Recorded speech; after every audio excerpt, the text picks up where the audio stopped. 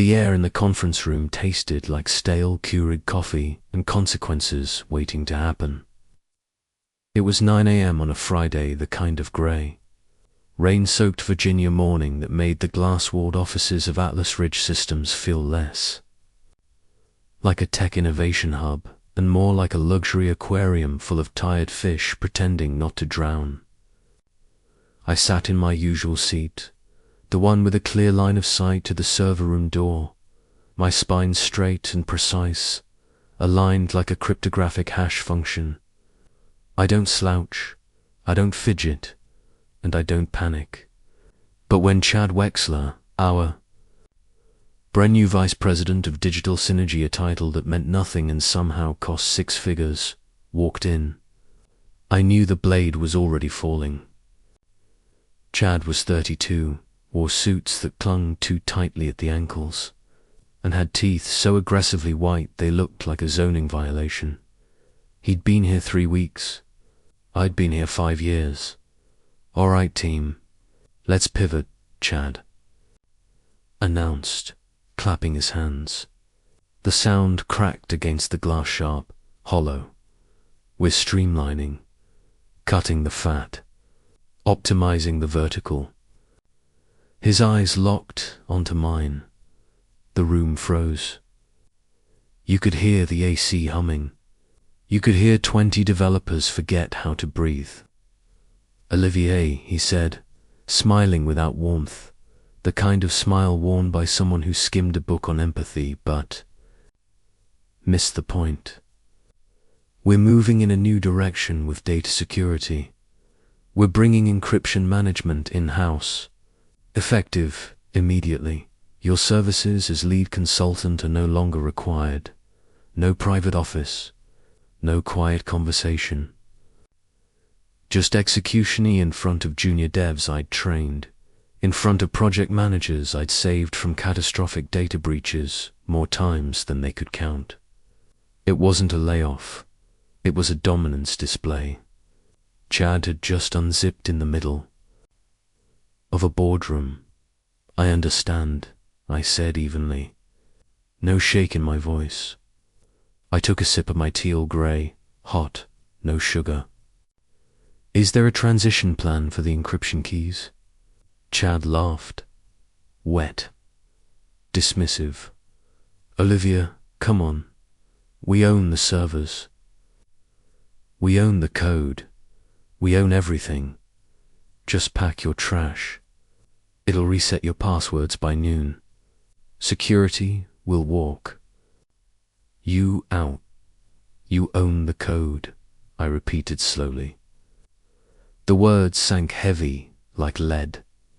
"Right." I stood, smoothed my blazer. I didn't look at my team. If I saw the fear in their eyes, I might have felt something dangerously close to sadness, and I didn't have time for that. I needed clarity. I walked back to my office, Chad following like a lingering odor, making sure I didn't steal a stapler or, God forbid, ergonomic mousepad. He leaned in the doorway while I packed my life into a cardboard box.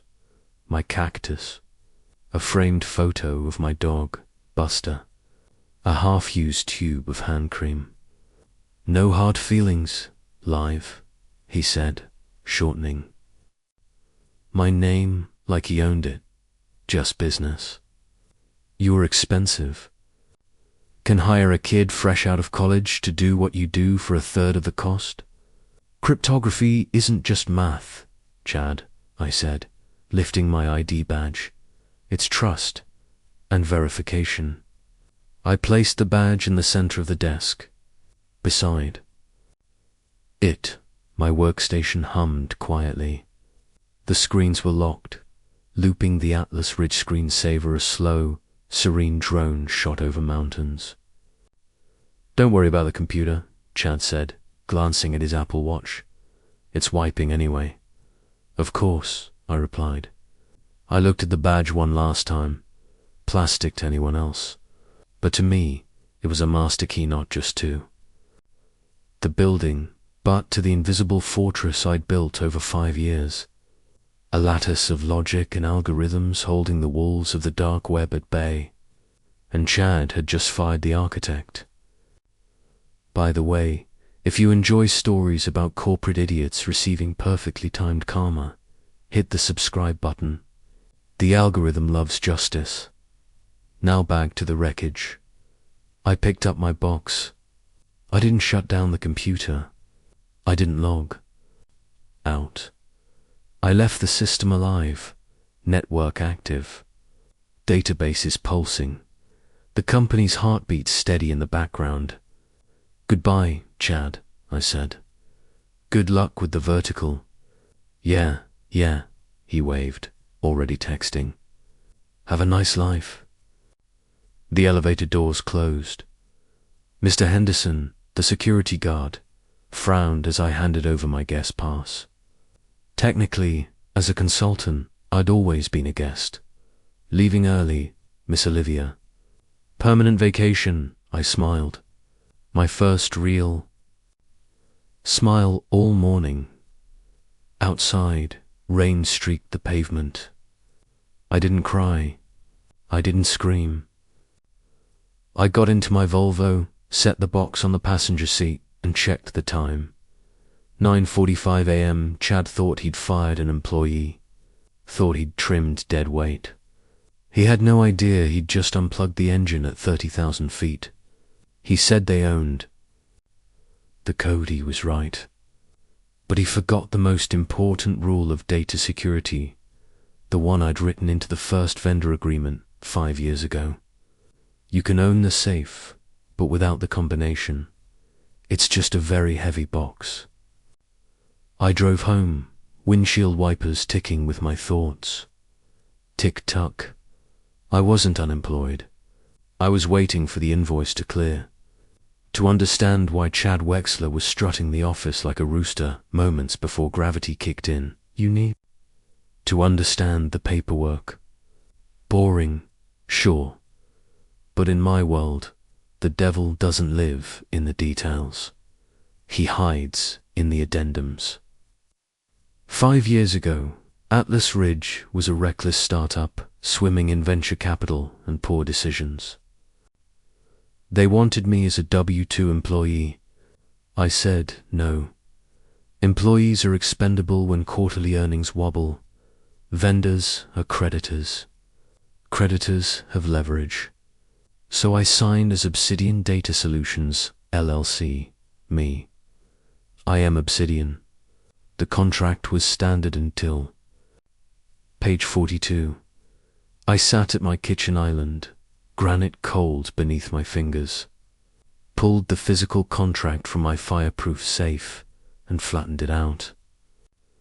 Clause 14B. Proprietary encryption management. Atlas Ridge acknowledged the encryption environment including master keys, sort generators, and vault architecture remained my intellectual property, leased to them. Upon termination, I retained exclusive rights until migration was completed and verified.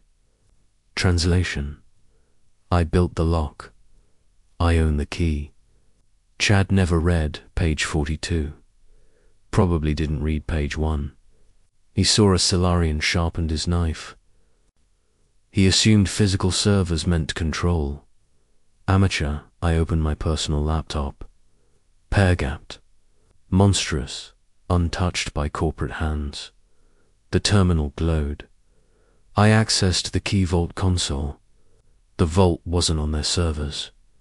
It lived in a secure, third-party cloud I paid for myself. Every login, every email, every HR record pinged my vault, thousands of times a second. The company's pulse, status check, active. Green text spilled down the screen. Healthy, alive. When Chad fired me, he triggered unauthorized termination of service. No hacking required. No malware. I wasn't a criminal. I was a landlord whose tenants stopped paying rent and demanded I leave. So I prepared to change the locks. The clock read 1 p.m. The failsafe script waited patiently. I called it the severance package. Wrote it 3 years earlier after a manager tried to blame me for his mistake. Every Friday at 5 p.m., I renewed the security token. 5 seconds. If I didn't, well, I could renew it now. Be gracious. Call Chad. Explain. Transition over 3 months. Then I remembered his laugh. Pack your trash. The way he looked at my team. 5 years of missed birthdays. Endless nights. Silence where a life should have been. I closed the renewal window. Opened a new config file. SCT, lockout time, 1700. Display message. Error 4002. Payment required. Too vague. Chad needed clarity. I deleted it. Typed again. Display message. Consulting fee. $5 million. Contact vendor for keys. Enter queued. Waiting for 5. The trap was armed. I made a sandwich. Turkey and Swiss on rye. It tasted like justice. 4:58 p.m. I pictured the office Friday fatigue mixed with escape plans. Chad in his office, feet up, Googling new buzzwords. My laptop streamed API requests. Success, success, success. A river flowing fast. 4:59 p.m. I took a sip of tea. My heartbeat was slow, steady. 60 beats per minute. The discipline of cryptography is patience.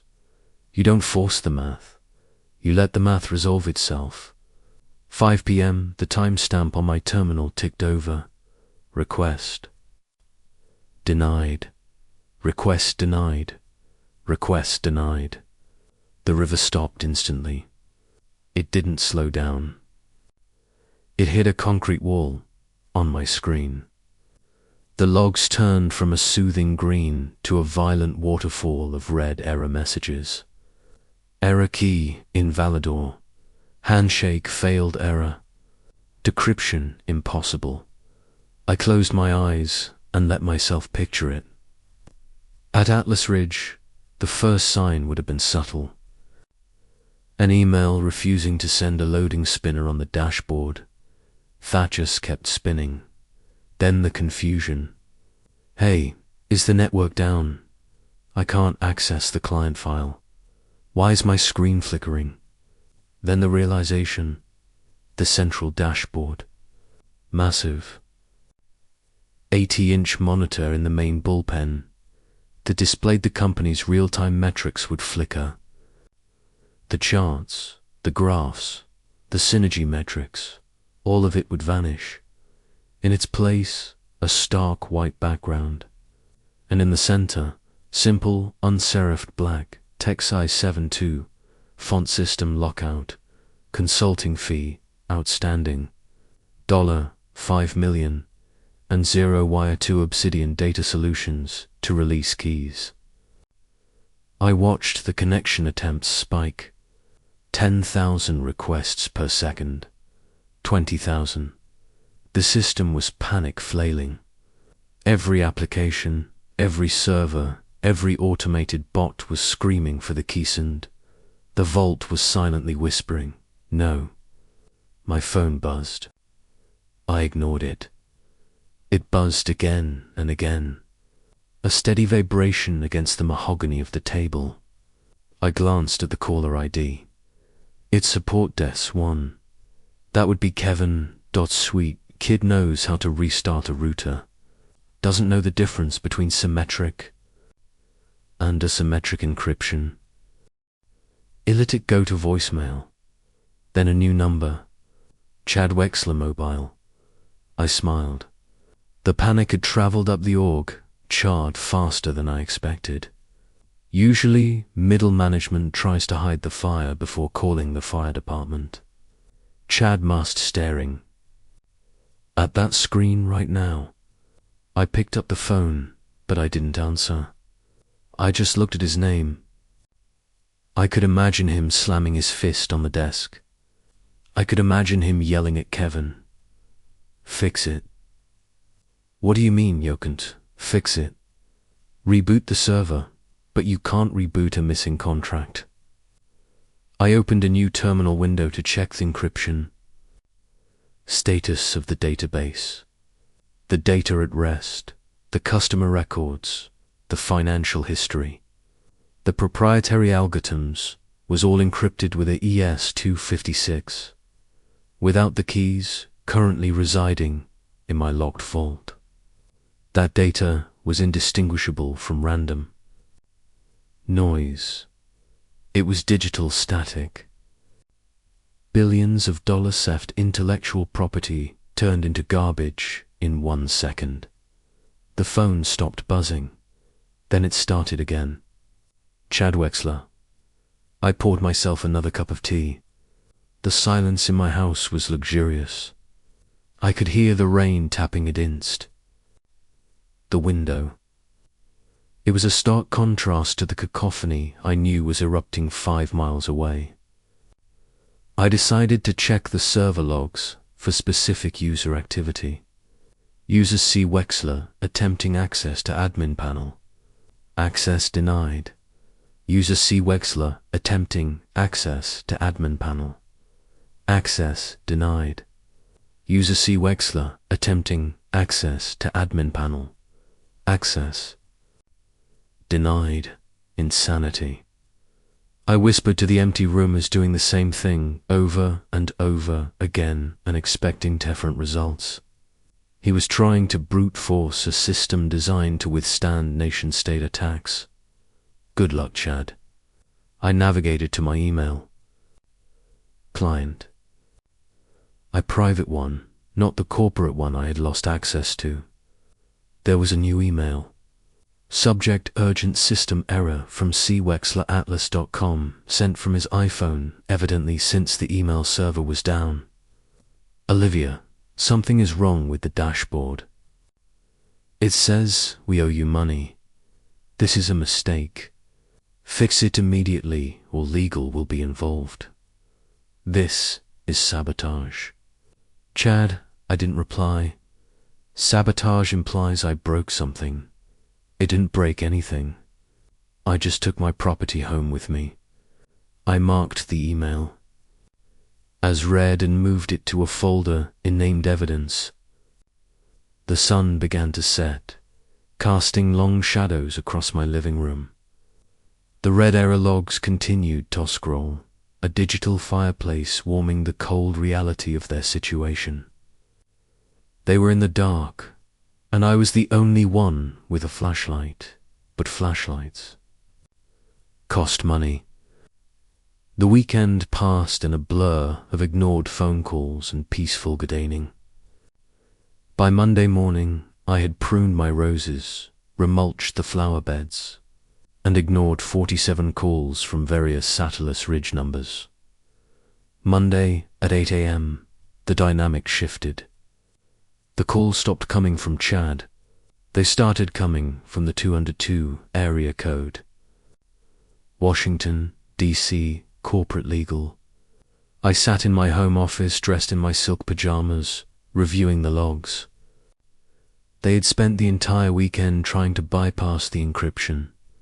Attempted restore from backup failed. Reason: backup integrity check requires encryption keys. That was the chef's kiss. I had configured the backups to be encrypted with the same key management system. You can't restore a locked file with a locked backup. It's like losing your car keys and trying to use a picture of your spare key to start the engine. At 9:15 a.m., a courier arrived. He looked nervous, clutching a thick envelope with the red, urgent stripe that lawyers love so much. I signed for it. Inside was a cease and desist order demanding I immediately surrender all access codes, passwords, and digital assets belonging to Atlas Ridge Systems, and threatening a lawsuit for cyber extortion, sabotage, and breach of contract. I laughed, a genuine belly laugh. They were still treating this like a hostage situation where I was the terrorist. They didn't understand they were the squatters.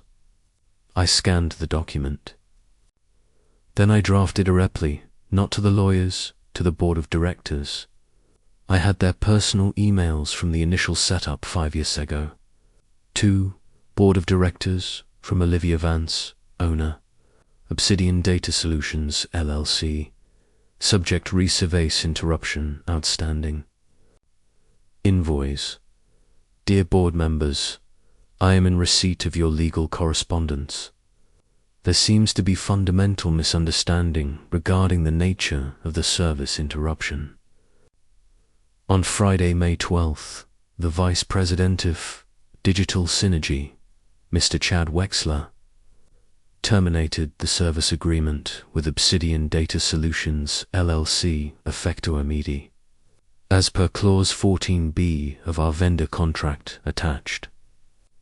The encryption phrase-track remains the intellectual property of the vendor. Upon termination, without a transition period, the automated key leasing service was suspended. This is not ransomware. This is a lockout due to non-payment and contract termination. Figure displayed $5 million represents the emergency reinstatement. And lifetime licensee as stipulated in the penalty subsection of the original agreement. I am not an employee. I am a vendor. You return its rental car. You don't get to keep driving it. Regards, Olivia Vance. I hit send. 10 minutes later, my phone rang. It wasn't legal. It was Marcus Thorne, the chairman of the board. I let it ring 3 times, then answered. This is Obsidian Data Solutions. Olivia Marcus' voice was tight, controlled. We need to talk, Mr. Thorne. I assume you received me email. I did. Look, there's been a miscommunication, Chad. Chad is new. He didn't understand the complexity of the arrangement. Ignorance of the contract is not a valid legal defense. Marcus, you know that you signed the original agreements. We are bleeding here, Olivia, he said, his voice dropping a decibel. Clients can't log in, can't process per means. Our stock is down 12% in pre-market trading. This is going to kill the company. That sounds like a management problem, I said, examining a hang ale. If you want the keys, you pay the fee. It's a simple transaction. 5 million is extortion. 5 million is the cost of the architecture I built, which you are currently using without AliSense, plus a premium for the inconvenience of being fired in front of my own team. Can't pay that, Marcus snapped. We'll sue you into oblivion. You can. Try, I said, my voice hardening. But discovery will be fun. I have logs of Chad Wexler attempting to brute force the system all weekend. I have logs of the termination where he explicitly stated the company owns everything without verifying ownership. And most importantly, Marcus, court cases, take months. Your encryption keys rotate automatically every 7 days. In exactly 4 days, current keys will expire completely. If the vault isn't reconnected by then, the data isn't just locked. It's gone permanently. Mathematical entropy will eat your database. There was a long silence on the other end. For days, he whispered. Tick-tock, I said. I need to call a meeting, he said.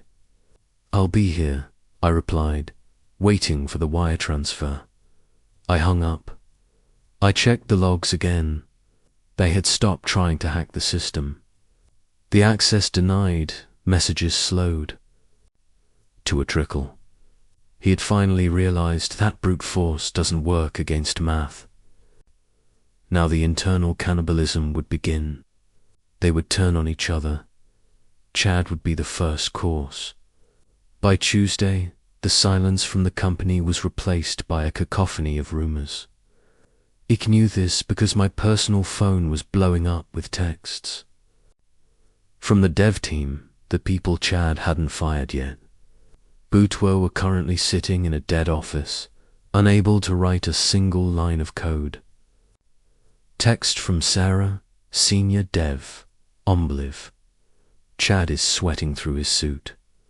He's screaming at the CTO. They're looking for physical backups in the basement. Text from Mike says, admin, dude, legal just walked out with boxes of files. Chad is trying to say you planted a logic bomb. I told them, it's just the key server. He fired me. Lol, I watched the texts roll in like ticker tape. It was the internal implosion he had predicted. The truth was finally coming out. Lego had done their due diligence. They had discovered their smoking gun, the migration project. 6 months ago, I had proposed a plan to migrate the key management in-house. I had written a detailed roadmap, outlined the costs, and offered to train a replacement. It was a sensible, safer transition plan. Chad had ignored that project in his first week. I pulled up the archived email from my personnel back from Chad Wexler to Olivia Vance. Subject project. Alpha cancelled Olivia. I'm cancelling the migration. It's a waste of resources. The current system works fine. We don't need to fix what isn't broken. Let's focus on UI/UX updates. He had literally put it in writing. He had chosen to keep the dependency on my LLC because he was too cheap to pay for the migration. Then he fired the LLC because he was too arrogant to understand the dependency. I printed that email. I scanned it. I kept it ready. Around noon, I found myself staring at a photo on my bookshelf. It was taken 3 years ago at the office Christmas party. I was wearing a ridiculous Santa hat, holding a glass of cheap champagne, laughing with the team. We had just survived a massive DUSATAG. We were tired, underpaid, but we were a unit. I touched the glass of the frame. I didn't hate the company. I loved the code. I loved the structure. I loved the elegance of the security I had built. It was a beautiful, invisibly cathedral of mathematics, and they were letting a vandal smash the windows because they didn't want to pay the glazer. It wasn't just about the money anymore, it was about respect. It was about the fact that people like Chad view people like me as mechanics, interchangeable grease monkeys who tighten bolts. They don't understand that we are the engine. My reverie was interrupted by an email notification. Subject: Invitation, Emergency Board Meeting, Zoom from Marcus Thorne. Olivia, please join us at 2 p.m. We want to settle this. Attached was a Zoom link. I considered declining. I held all records. I didn't need to attend their little meeting. But curiosity is a powerful drug. And frankly, I wanted to see Chad's face. I spent the next hour preparing. I didn't dress up. I wore a comfortable cashmere sweater. I set up me lighting so I looked angelic, or at least well rested. I prepared. My screen sharing. I lined up the logs, the contract, and the cancelled email from Chad. I was ready to give my final presentation. At 1:55 p.m., I poured a fresh cup of tea. At 2 p.m., I clicked the link.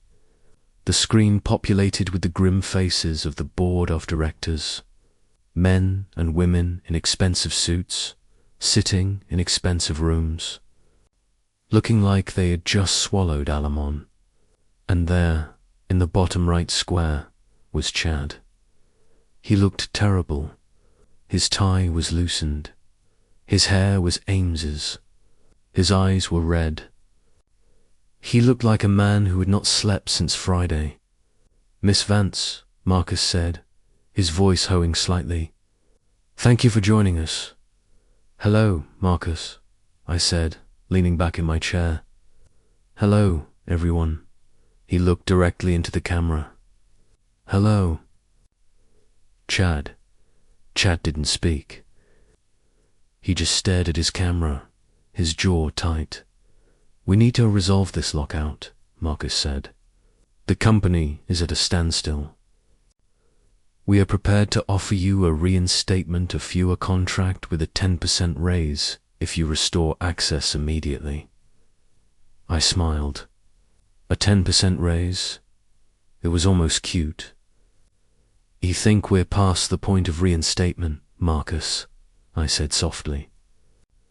"This isn't an employment negotiation. This is a vendor dispute." "Olivia, please," said Linda, the CFO, "be reasonable. You're holding the company hostage." "I'm not holding anything," I corrected her. "I'm protecting my intellectual property. And frankly, considering the gross negligence demonstrated by your management team, I'm not sure I trust Atlas Ridge as a client anymore." Issued my screen. The cancelled email appeared for everyone to see. "Chad," I said, my voice calm, "did you or did you not cancel the migration project that would have prevented this exact scenario?" The board turned their eyes to Chad Square. He swallowed hard. IA was trying to save budget, I thought. "You thought cryptography was just a password I finished for him. You thought you could fire the architect and keep the house." The silence on the call was heavy. It was the sound of a career dying in real time. "This is irrelevant," Chad stammered, finding his voice. "She's malicious. She set a trap. She timed this for Friday afternoon." "I didn't tim anything, Chad," I replied, scrolling to the server logs on the shared screen. "The system checks for Valor. Contracting every Friday at 5 p.m. It's an automated process. You fired me at 9 a.m. You had 8 hours to ask about the keys. You had 8 hours to read the contract. You spent those 8 hours measuring the drapes in my office." I highlighted a specific log entry. 2:30 p.m. Friday. User C. Wexler action. Delete. User account, Ocean Scenes. You deleted my account before asking it what my account controlled. I explained. "You'll cut the rope yourself, Chad." "I just watched you fall." Marcus cleared his throat. "Okay, enough. We understand the technical context. The question is, how do we fix it?" "The fee is $5 million, I said, "wired to Obsidian Data Solutions." "That's impossible," Linda, the CFO, interjected.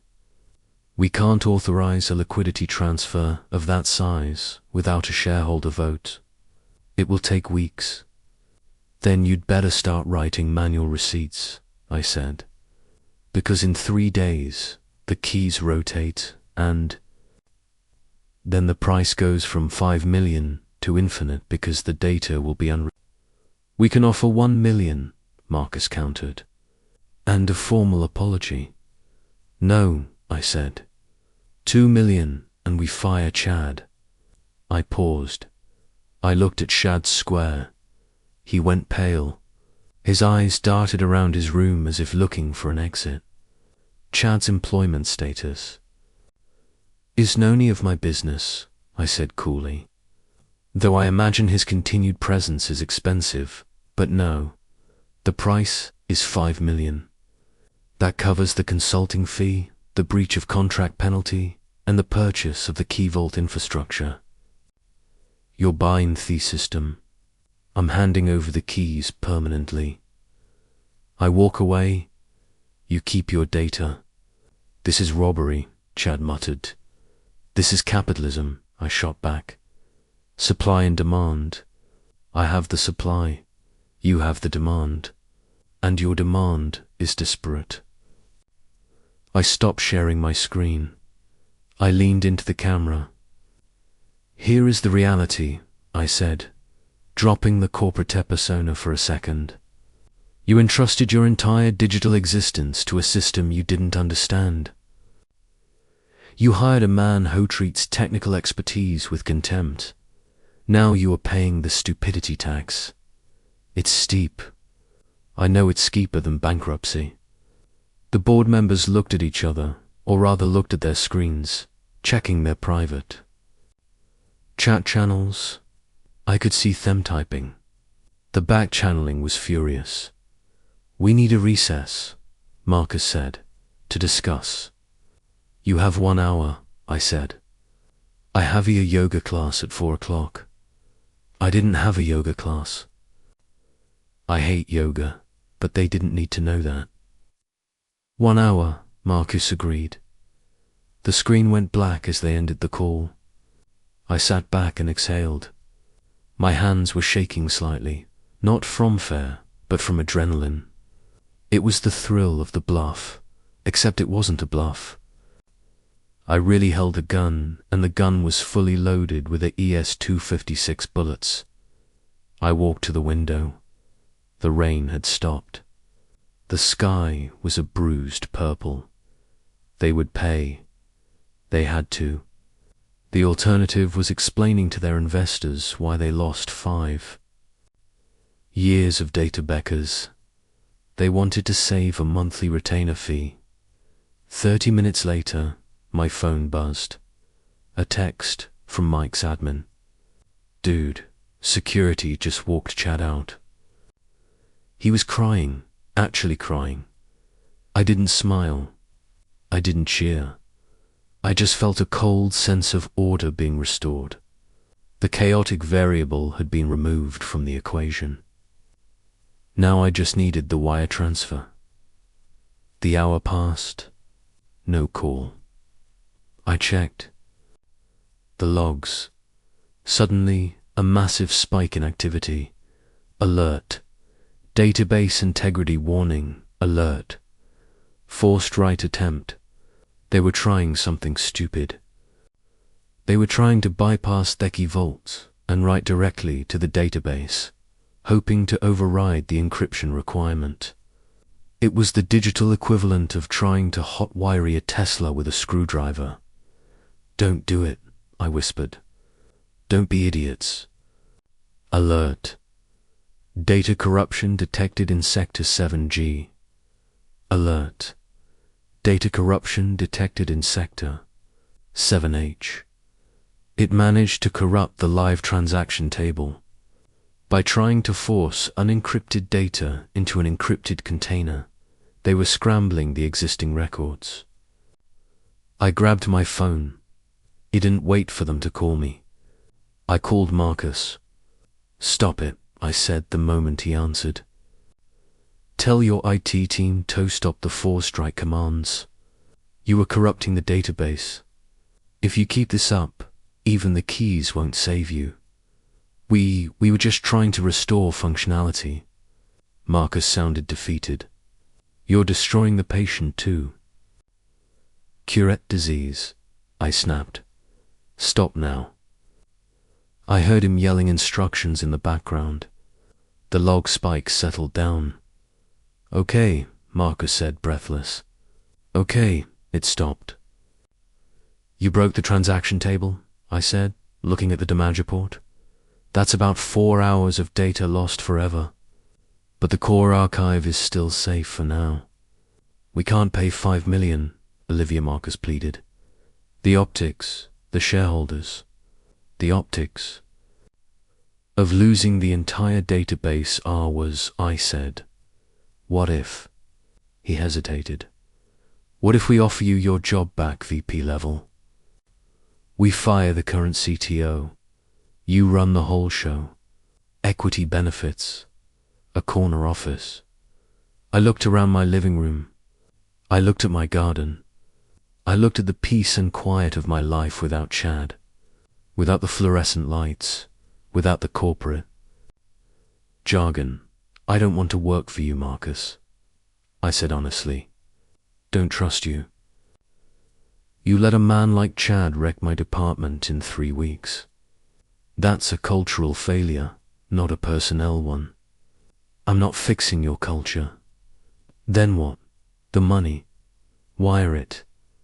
I send the unlockament.